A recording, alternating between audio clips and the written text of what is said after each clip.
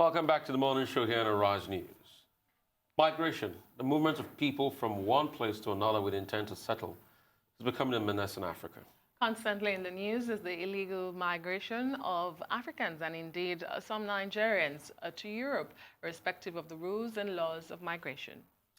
Joining us now to talk about border checks on Nigerians, illegal migration is Dennis Amachree, MON, Senior Regional Security Director at GE Global Sub-Saharan Africa. But before we begin the discussion, let's take a look at this report.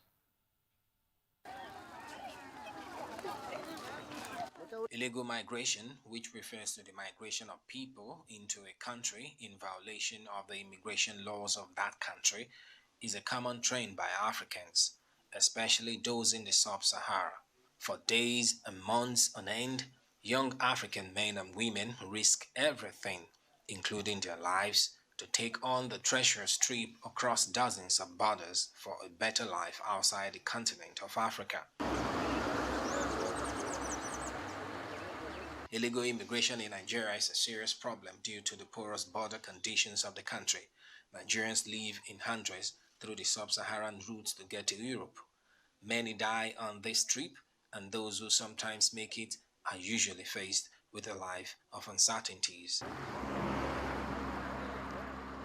At the moment, it is believed that African heads of states have not done enough to address the issue of illegal migration.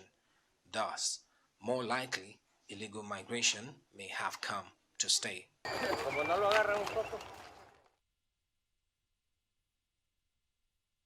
Right, talking to us about all of this is Dennis Amachree, MON, Senior Regional Security Director at GE Global Sub-Saharan Africa. Great to have you, sir. Thank you so much for joining us. Let me begin by asking you, how do you best describe Nigeria's immigration policy and border check system? How would you describe it? Well, I don't think we're very serious about it because our borders are really very porous and in and out, movements are in and out unchecked, and then there are so many illegal entrances and exits. So I don't think we have a real serious border policy or migration policy. This is also compounded by the ECOWAS protocol that we had, and which is not well managed because the protocol does not say that people can just move in and out. You can move freely, but you must show your travel documents. But the one we're having here is where people can actually move in and out without any travel document. And then, of course, the corruption at the border where they just tip some immigration officers and they're in.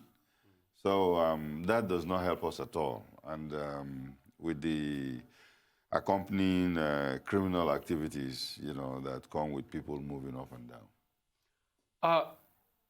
This brings me to something really very important. We saw lots of Africans there, like in your words, being packed like sardines. Yeah. Let's talk about the business angle to this, because those are businesses being run by big racketeering rings.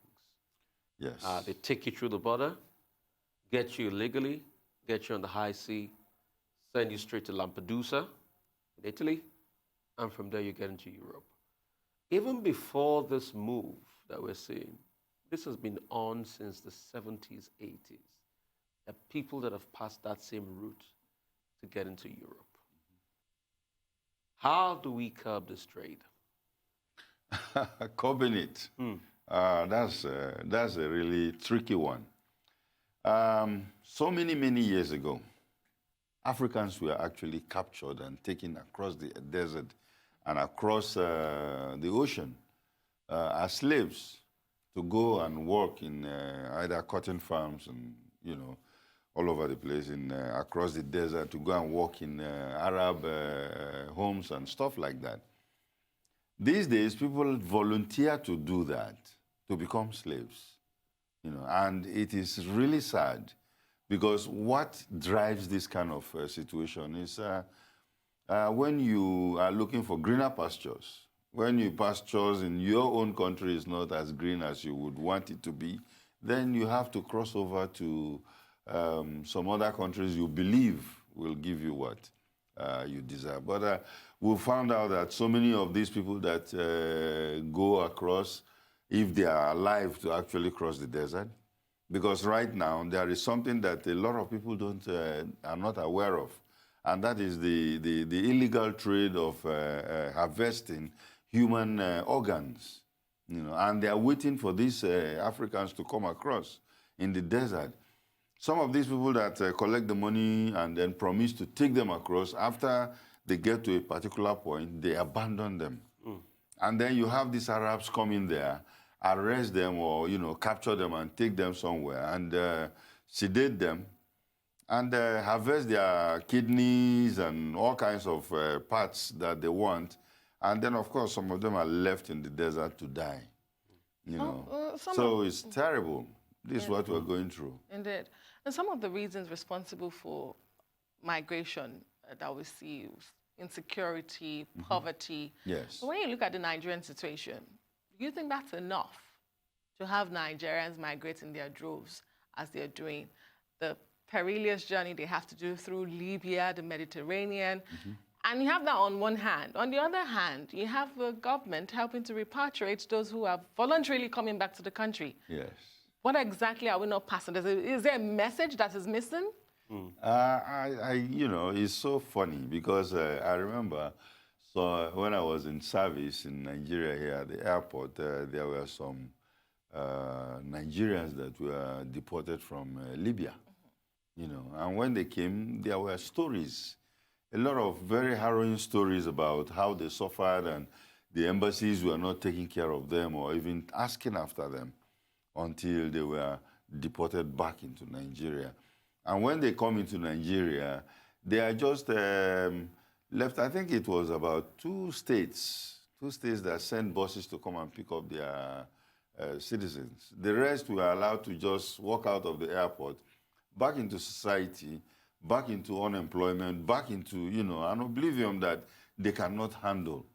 So this unemployment situation is what is actually driving this problem. But some states have done, made some effort at resettling these people. Edo State, for instance, which happens to have a very large number, a sizable number of these people. Yes. But despite that, we still see the people they have resettled taking the resettlement money and still trying all over again. I mean, you said the grass is not green on the other side. Some have said, oh, maybe it's astroturf they see over there, yes, and they think it's green grass. But what is really the mindset of the people? Because it's way deeper than what you think it is. Well, you see, we are living in a very blessed country where the blessings are not spread to everybody. The blessings are, stifled in a few, in the hands of few. So, and that breeds a serious insecurity in the country. You even here in Lagos, move down the streets, you'll see people that have not eaten for 2 days. Meanwhile, you see somebody who is driving by with a Range Rover of $75,000. So that disparity does not allow. And the Nigerian spirit is that he must make it. He must make it. So he knows that there are people dying. They are very much aware.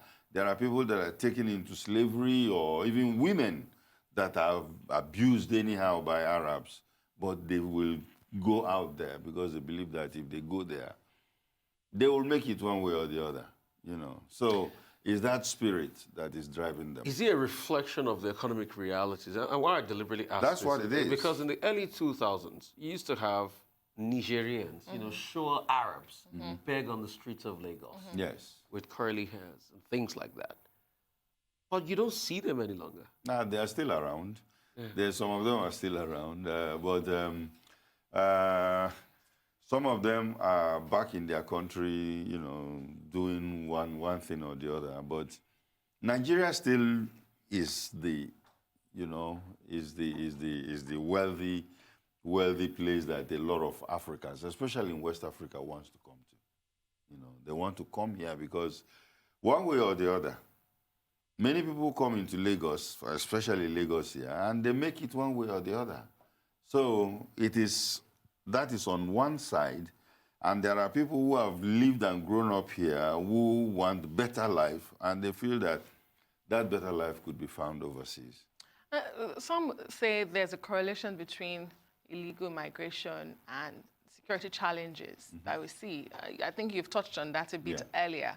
Now, given the circumstance or circumstances that we find ourselves, increasing insecurity across the country, especially in the north, would you say that we have properly defined the roles of security agencies to cover illegal immigration, or do we just leave this to the military?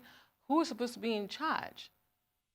There is no immigration policy in Nigeria. What do you mean by that?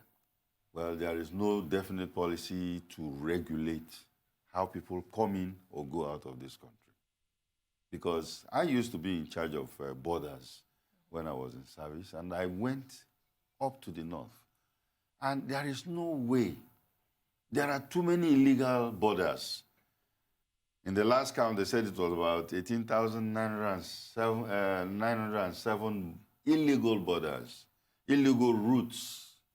And people were just coming and going out anyhow they like.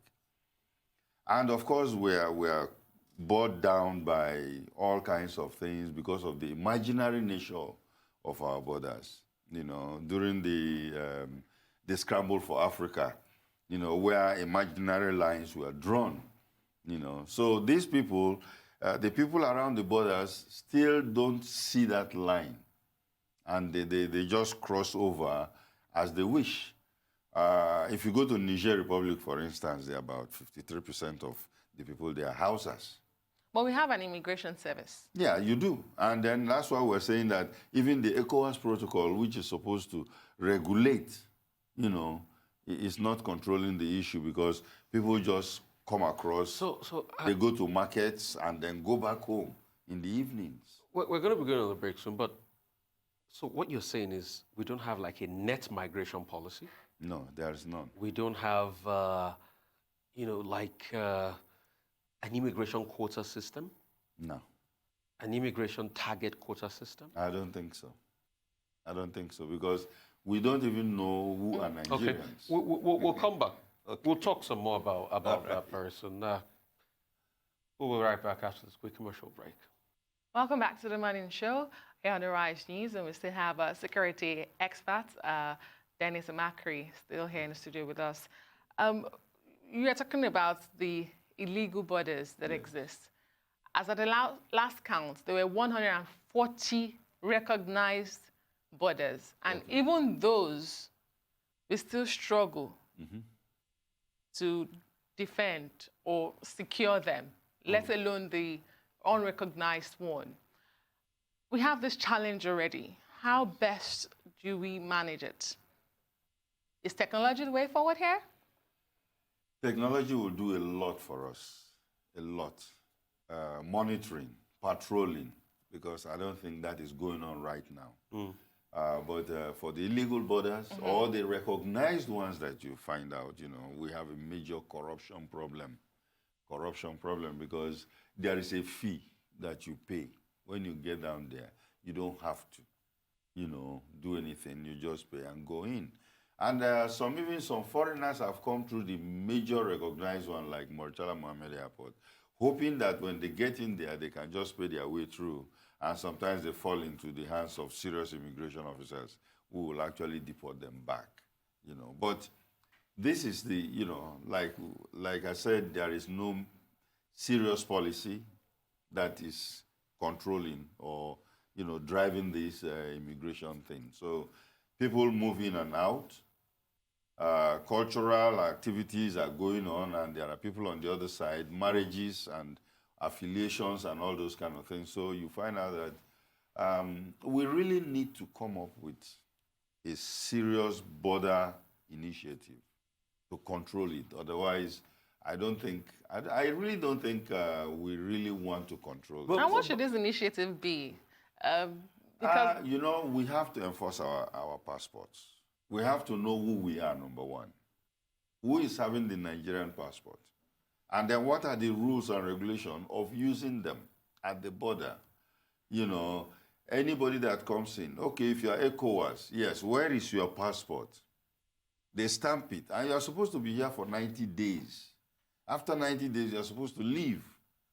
But it does not happen.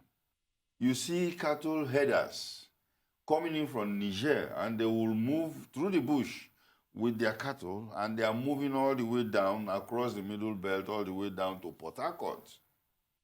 And these are not Nigerians. So who is regulating who?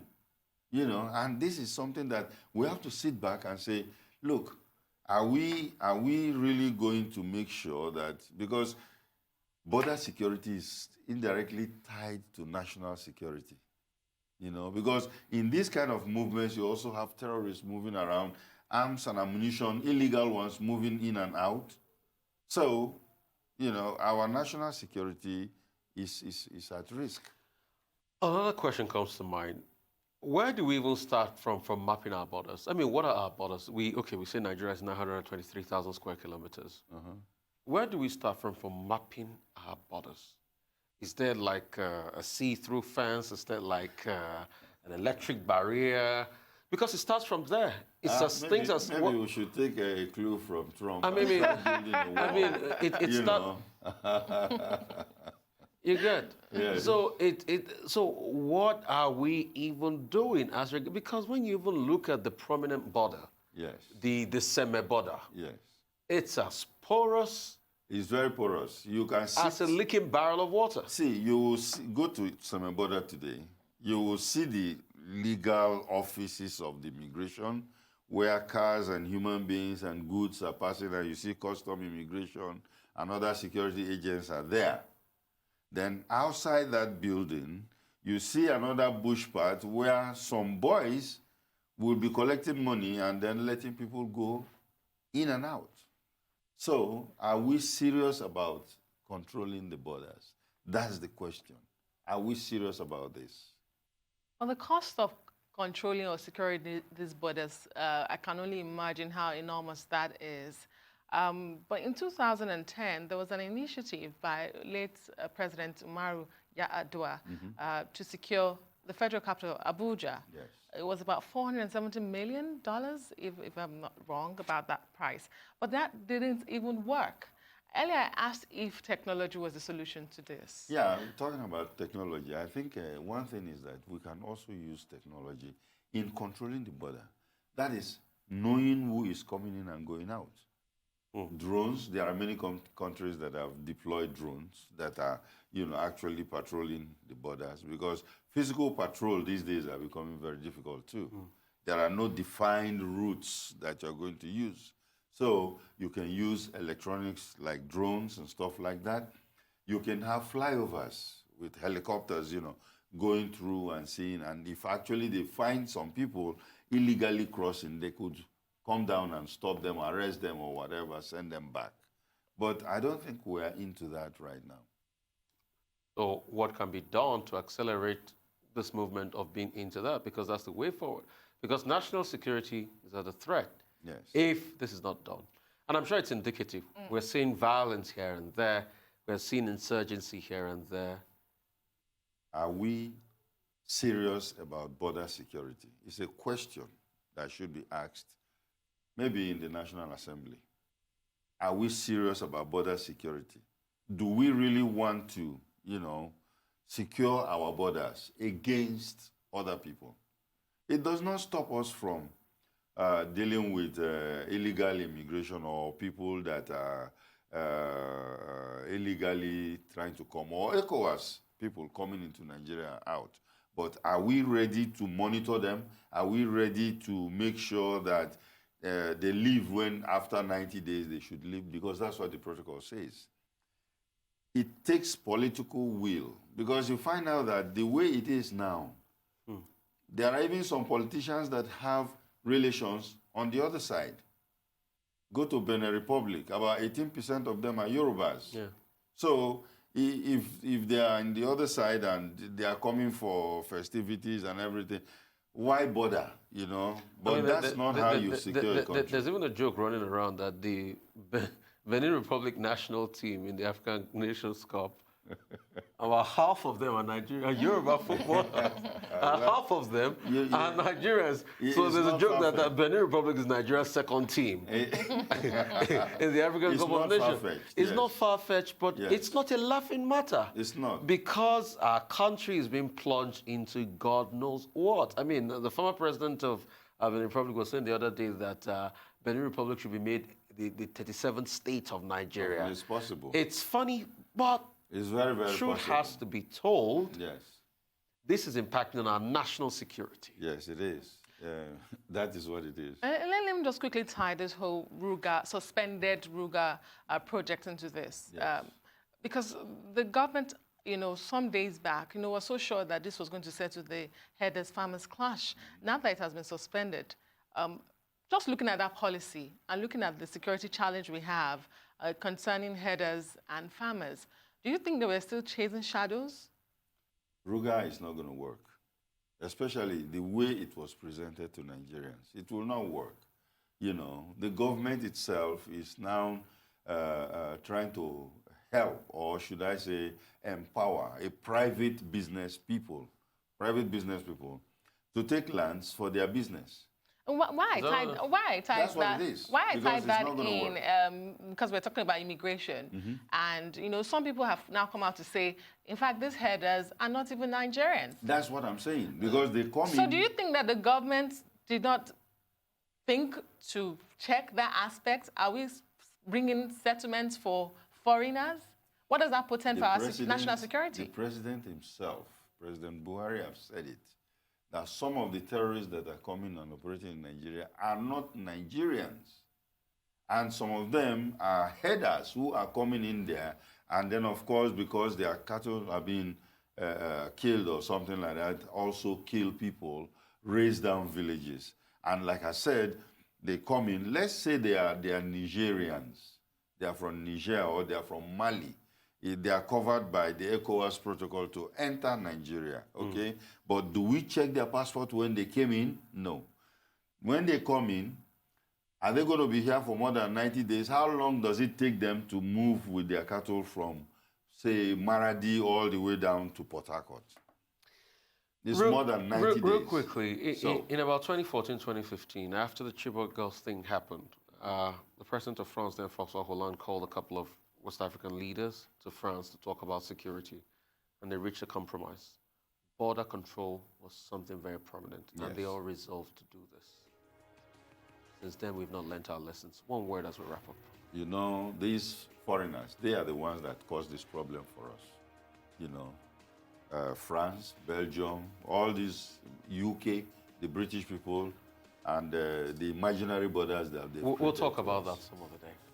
Thank you so much for coming on the show, Mr. Dennis Amachree.